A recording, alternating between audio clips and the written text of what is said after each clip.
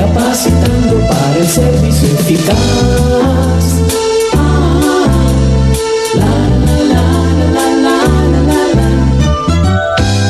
Bienvenido al Instituto Bíblico del Aire, donde continuaremos nuestro estudio del Antiguo Testamento, específicamente el libro de Isaías.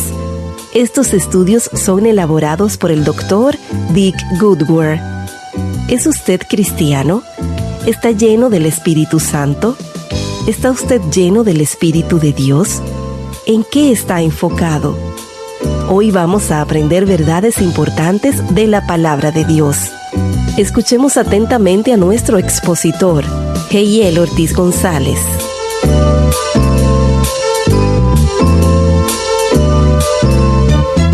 A todos los sedientos venid a las aguas, a los que no tienen dinero venid, comprad y comed. Venid, comprad sin dinero y sin precio vino y leche. ¿Por qué gastáis el dinero en lo que no es pan, y vuestro trabajo en lo que no sacia? Oídme atentamente y comed del bien, y se deleitará vuestra alma con grosura. Inclinad vuestro oído y venid a mí. Oíd y vivirá vuestra alma, y haré con vosotros pacto eterno, las misericordias firmes a David. He aquí yo lo di por testigo a los pueblos, por jefe y por maestro a las naciones. He aquí llamarás a gente que no conociste, gentes que no te conocieron, correrán a ti, por causa de Jehová tu Dios y del Santo de Israel que te ha honrado. Buscad a Jehová mientras puede ser hallado, llamadle en tanto que está cercano. Deje el impío su camino, y el hombre inicuo sus pensamientos, y vuélvase a Jehová, el cual tendrá de él misericordia, y al Dios nuestro, el cual será amplio en perdonar. Porque mis pensamientos no son vuestros pensamientos, ni vuestros caminos mis caminos, dijo Jehová. Como son más altos los cielos que la tierra, así son mis caminos más altos que vuestros caminos, y mis pensamientos más que vuestros pensamientos. Porque como desciende de los cielos la lluvia y la nieve, y no vuelve allá, sino que riega la tierra y hace germinar y producir, y da semilla al que siembra y pan al que come, así será mi palabra que sale de mi boca. No volverá a mí vacía, sino que hará lo que yo quiero, y será prosperada en aquello para la que envié. Porque con alegría saldréis, y con paz seréis vueltos. Los montes y los collados levantarán canción delante de vosotros, y todos los árboles del campo darán palmadas de aplauso. En lugar de la zarza crecerá ciprés, y en lugar de la ortiga crecerá arrayán, y será Jehová por nombre, por señal eterna, que nunca será raída. Nuestro estudio nos ha llevado a los profetas, y el primer profeta que hemos estudiado es el profeta Isaías. Acabo de leer Isaías capítulo 55. Este capítulo nos da un ejemplo de la magnífica predicación de Isaías. Este capítulo también nos muestra algo de la filosofía del ministerio y la predicación de Isaías. Como ya he dicho antes, Isaías fue un gran predicador, y como un gran predicador tocó las necesidades básicas de la humanidad. Jesús hace lo mismo en el Nuevo Testamento. Jesús se refiere en su mensaje a la sed y el hambre. Eso es lo que hace Isaías. ¿Hay alguien sediento? ¿Alguien tiene hambre? Si usted está atento a la nutrición de hoy, usted sabe que es posible estar sobrealimentado y desnutrido. Cuando se ingiere más calorías que las que quemas, todas las calorías adicionales son almacenadas y la persona se vuelve obesa. Isaías se enfoca en eso en el capítulo 55. Isaías hace la pregunta: ¿sabe usted que es posible comer alimentos que no le alimentan? Se puede engordar, pero no alimentarse. Bueno, yo tengo una comida que va a nutrir su alma. Tengo agua que va a saciar su verdadera sed. Si desea apagar su sed y satisfacer su hambre, venga a mí y escuche mi mensaje. Buscad al Señor mientras pueda ser hallado, y llamadle en tanto que está cercano. Este es su mensaje de invitación de Dios a través de Isaías. Venid a mí. Esa invitación se expresa frecuentemente en la Escritura. Buscad al Señor. Isaías predicó el evangelio básico que todos los profetas predicaban: que se conviertan, que deben abandonar sus malos caminos y buscar a Dios. Isaías prometió en su predicación que Dios será amplio en perdonar y que suplirá las necesidades de los que le buscan. Todos los profetas se unen a Isaías en la predicación del mensaje básico del evangelio. Esa es la palabra de Dios de la cual Isaías habla en el capítulo 55 cuando dice: porque mis pensamientos no son vuestros pensamientos, pensamientos, ni vuestros caminos mis caminos, dijo Jehová.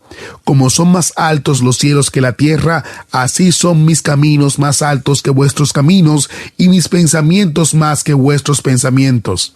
La palabra de Dios es una herramienta preciosa en la mano del profeta, mediante el cual Dios hace alinear los pensamientos del hombre con los pensamientos de Dios, los valores del hombre con los valores de Dios.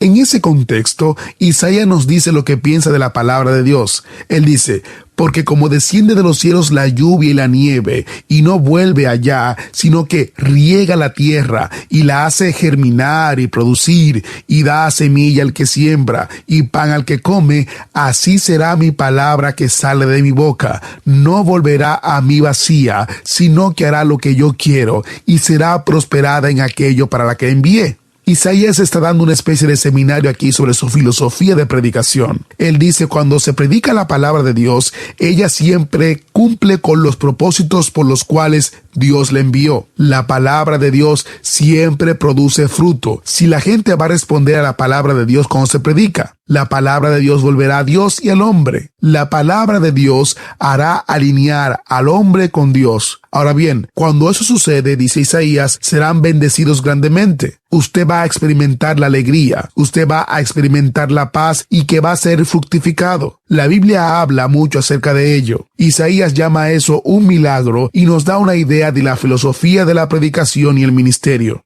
Al leer estos libros proféticos, usted encontrará que muchos de ellos en primer verso le dan algunos hechos históricos. La forma en que suelen hacerlo es que le dicen qué reyes reinaban, cuando el profeta vivió, predicó y quizás sufrió y murió. Ese es el patrón bíblico del Antiguo Testamento y del Nuevo Testamento, darnos una perspectiva histórica. Generalmente, el primer verso de un libro profético nos da información histórica. Sin embargo, algunos libros no comienzan de esa manera. El primer verso del libro de Jonás no nos da ninguna información histórica en absoluto. Cuando un libro profético comienza dando una información histórica, eso significa que la perspectiva histórica es parte importante del mensaje del profeta. En un libro como Jonás, si no hay información histórica, eso significa que el mensaje de este profeta no tiene que ser entendido en términos de su contexto histórico. El mensaje del libro está contenido dentro del mismo libro y el marco histórico no es importante. El libro de Isaías nos dice en los primeros versos que Isaías fue profeta durante los reinados de Uzías, Jotán,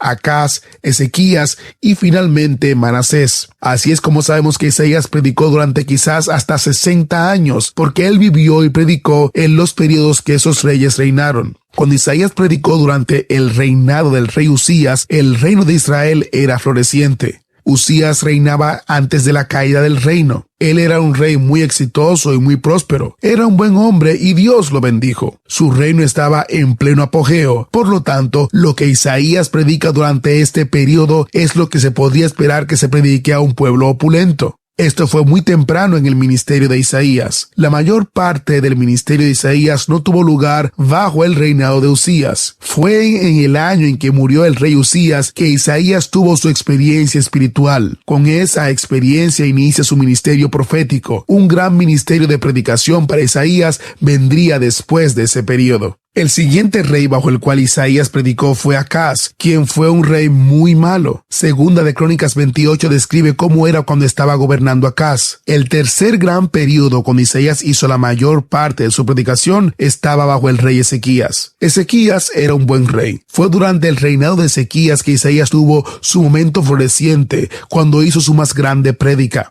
Hay más profecía mesiánica en la predicación de Isaías que en cualquier otro libro de literatura profética. Isaías es citado en el Nuevo Testamento más que cualquier otro profeta del Antiguo Testamento. Al leer el libro de Isaías, busque las profecías mesiánicas. En el libro de Isaías encontrará muchas escrituras que son familiares porque se oyen muchos de estos versículos en la obra maestra musical de Händel, El Mesías, con la que la mayoría de nosotros estamos familiarizados. Por ejemplo, en Isaías se encuentra esta profecía acerca de los nombres por los que el Mesías ha de ser llamado cuando venga. Su nombre será llamado Admirable, Consejero, Dios Fuerte, Padre Eterno, Príncipe de paz, Emmanuel, Dios con nosotros. Esta es una de mis profecías mesiánicas favoritas. Saldrá una vara del tronco de Isaí, y un vástago retoñará de sus raíces, y reposará sobre él el espíritu de Jehová, espíritu de sabiduría y de inteligencia, espíritu de consejo y de poder, espíritu de conocimiento y de temor de Jehová. Eso está en Isaías 11:1-2. Sobre esto se hace referencia en el libro de Apocalipsis como los 7 espíritus de Dios. Cuando se lee el libro de Apocalipsis, se debe entender por qué los traductores y los organizadores de la Biblia colocaron este libro al final de la Biblia. Cuando las personas se convierten inicialmente, se interesan en la Biblia. A menudo dicen, vamos a estudiar las revelaciones o Apocalipsis. Ellos pusieron una ES en la palabra, lo que muestra que nunca han leído la primera frase que dice, la revelación de Jesucristo. El libro de la revelación es solo una revelación, no revelaciones. No agregue ES cuando diga revelación, porque si lo hace, la gente sabrá que no ha ido a la declaración de la apertura del libro. Una de las razones por la que el libro de la ley es tan difícil de entender es porque el Apocalipsis es un libro de símbolos, y cada símbolo del Apocalipsis es un símbolo bíblico. Cada símbolo en el libro de Apocalipsis se encuentra en otro lugar en la Biblia. Por lo tanto, el requisito previo para la comprensión del lenguaje simbólico de la revelación es haber estudiado Génesis, Éxodo, Levítico, Números y los otros 61 libros de la Biblia. Por eso la revelación se colocó al final de la Biblia, porque para poder entender la revelación debe tener un conocimiento de todos los libros de la Biblia. En Apocalipsis capítulos 4 y 5, cuando la puerta se abre en el cielo, se oye esta expresión, los 7 espíritus de Dios. En el capítulo 4, cuando la puerta se abre en el cielo, hay un trono, y delante del trono 7 lámparas que se nos dice que son los 7 espíritus de Dios. En el 5º capítulo de la revelación, leemos que el Cordero se ve como si ha sido inmolado. Está sentado en ese trono. El Cordero tiene 7 cuernos y 7 ojos que nos dicen que son los 7 espíritus de Dios que han salido por todo el mundo. En el lenguaje simbólico de la revelación y de la lectura apocalíptica de Ezequiel y Daniel, los cuernos son un símbolo de poder y los ojos son un símbolo de sabiduría. Por lo tanto, lo que este lenguaje simbólico en la revelación está diciendo es que este Cordero inmolado se refiere obviamente al Mesías, es una expresión perfecta de la fuerza de Dios y la sabiduría de Dios. En la Escritura, el 7 es el número de la perfección o integridad. Por lo tanto, el simbolismo en la revelación de los capítulos 4 y 5 se reduce a esto. El poder perfecto de Dios y la sabiduría perfecta de Dios se expresa cuando el Cordero entró en el mundo y fue inmolado. Lea cuidadosamente los 2 primeros versículos del capítulo 11 de Isaías y compáralos con el lenguaje simbólico de los capítulos 4 y 5 de Apocalipsis. Ambos pasajes hacen referencia a los 7 espíritus de Dios. Ahora, piensa en esto por un minuto. ¿Cómo percibe a Jesucristo? No sé lo mucho que ha leído de los 4 evangelios, pero a medida que lee los 4 evangelios, estas biografías de Jesús, ¿qué clase de imagen mental tiene de Jesús? ¿Cómo lo percibe? Pues bien, de acuerdo con Isaías, esto es lo que será. Él será una perfecta expresión de la esencia espiritual de Dios en el sentido de que Él expresará el espíritu del conocimiento y el espíritu de comprensión. Él sabrá la palabra de Dios a la perfección y va a entender la palabra de Dios. La sabiduría consiste en la aplicación del conocimiento, por lo que Isaías nos dice que va a tener el espíritu de sabiduría. De acuerdo con Isaías, el Mesías sabrá cómo aplicar la palabra de Dios a las situaciones de la vida real. Puesto que Él va a mostrar a otras personas cómo aplicar la palabra de Dios para sus vidas, Él mostrará el espíritu de consejo. Como el Mesías, Él compartirá esta perspectiva con la gente en un espíritu de consejo. Habrá una dinámica que cambiará la vida. Esto significa que el Mesías va a mostrar el espíritu de fuerza y de poder. Entonces, Isaías profetiza que habrá espíritu de adoración en el Mesías. De acuerdo con Isaías, todo esto va a ser una expresión de 7 aspectos del único Espíritu de Dios en la vida del Mesías. La manera en que hemos discutido acerca del Espíritu Santo hoy en día, la manera como interpretamos nuestras experiencias del Espíritu Santo, muchas veces crea una gran confusión y división debido a que algunos cometen errores en la forma en que se refieren al ministerio del Espíritu Santo. Por ejemplo, ¿alguna vez he escuchado esta expresión? Un cristiano lleno del Espíritu. A menudo he tenido gente que me pregunta, ¿está lleno del Espíritu? He pensado en eso. ¿Y sabe cómo respondo? Respondo de esa manera. No siempre. ¿Y usted? Debido a que esto implica que hay dos clases de creyentes llenos del Espíritu y luego todos los demás creyentes que nunca están llenos del Espíritu, ¿es eso lo que quiere decir la Biblia cuando hace referencia a estar lleno del Espíritu? A todos los creyentes se les ordena en la Escritura, sed llenos del Espíritu. Espero que todos nosotros queramos ser llenos del Espíritu, pero ¿qué significa ser lleno del Espíritu? Hemos dicho que en el libro de los Hechos, Pedro, lleno del Espíritu, predica un gran sermón en el día de Pentecostés. Luego más tarde leemos de nuevo, Pedro, lleno del Espíritu, predicó de nuevo y miles fueron salvados. Aún más adelante leemos, Pedro, lleno del Espíritu, hizo esto o hizo aquello. Ahora en esas veces, la Escritura nos dice, Pedro lleno del Espíritu, o que se llena con el Espíritu. El apóstol Pablo dio un mandamiento en Efesios 5:18 y lo dio de esta manera. No os embriaguéis con vino en el cual hay disolución. Antes bien, sed llenos del Espíritu. Literalmente lo que dijo fue no estar bajo la influencia excesiva del alcohol, sino estar bajo la influencia del Espíritu. Usted ve que el Espíritu Santo es una persona y usted también puede tener o no tener la persona del Espíritu Santo.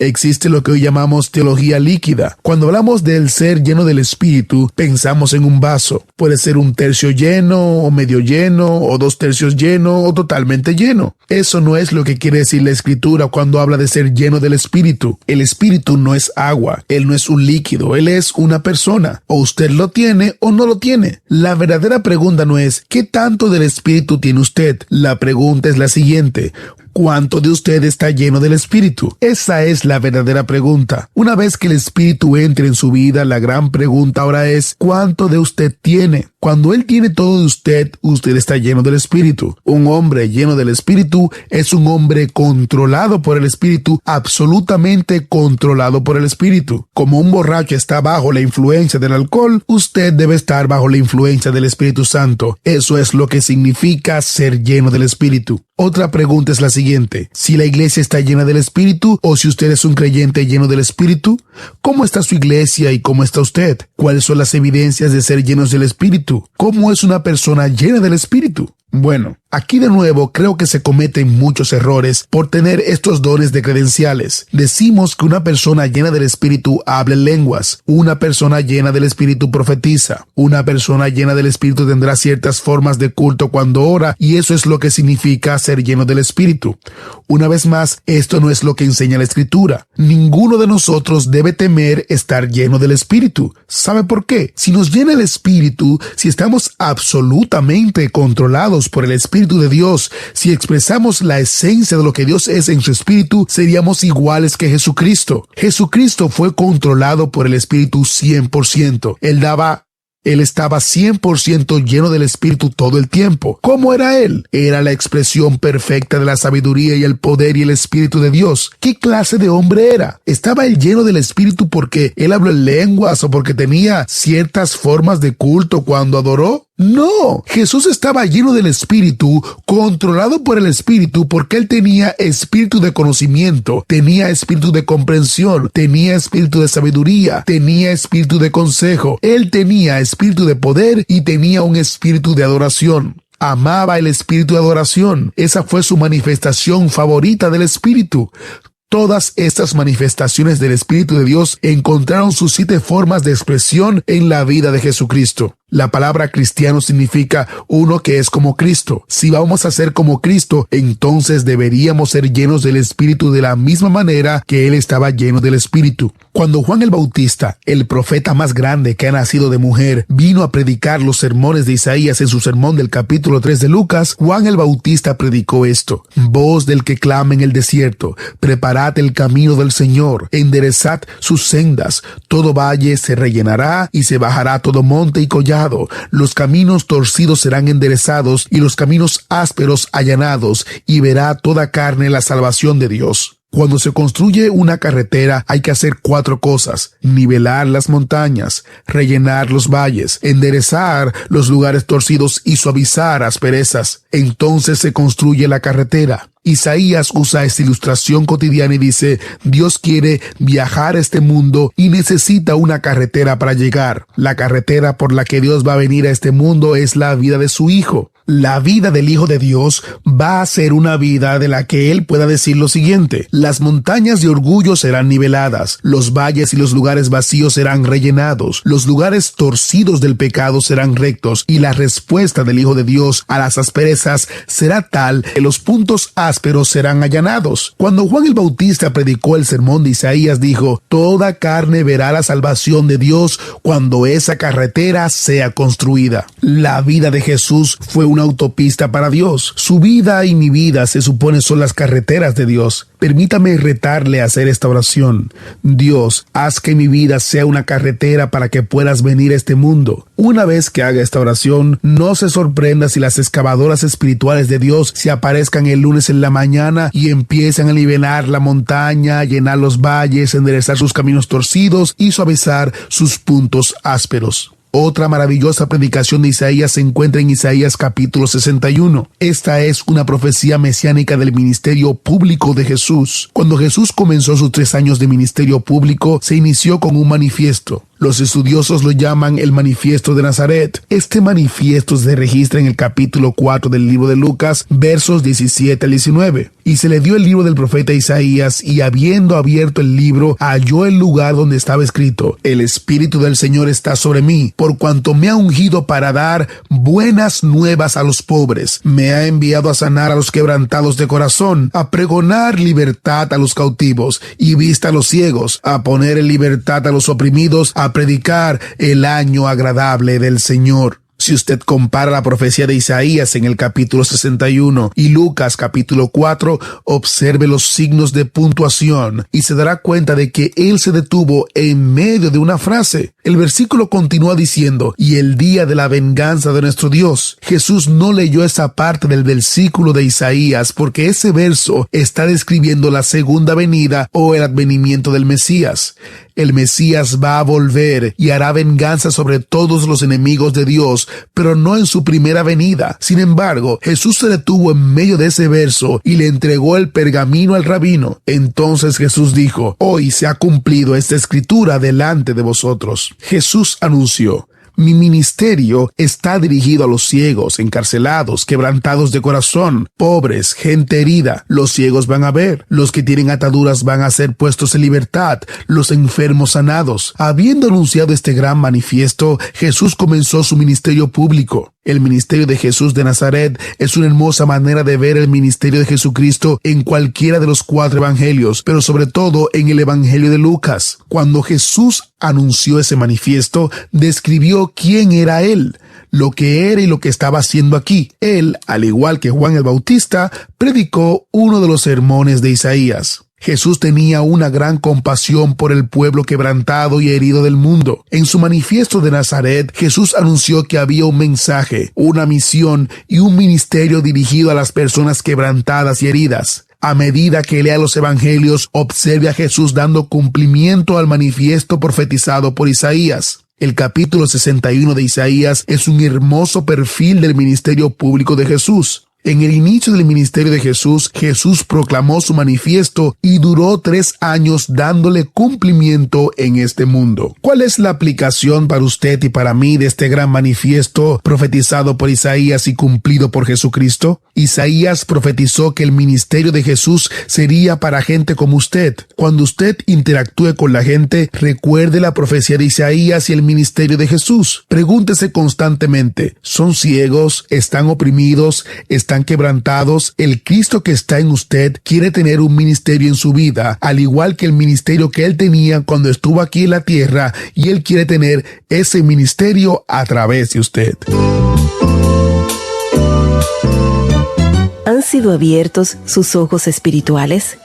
Es nuestra oración que este estudio le ayude a abrir sus ojos espirituales y que pueda entender y aplicar la palabra de Dios en su vida. Dios tiene un plan para su vida. Él desea que los ciegos puedan ver, que el cautivo espiritual pueda ser liberado y que los quebrantados de corazón sean sanados. Si usted nunca ha venido a Él, le invitamos a venir a Él en este día. Gracias por acompañarnos. Y también le invitamos a que descargue gratis los materiales que acompañan a esta serie de estudios. Visite nuestra página en internet transmundial.org/IVA. transmundial.org/IVA. O escriba el correo electrónico iva@transmundial.org. Que Dios le bendiga y hasta nuestra próxima clase.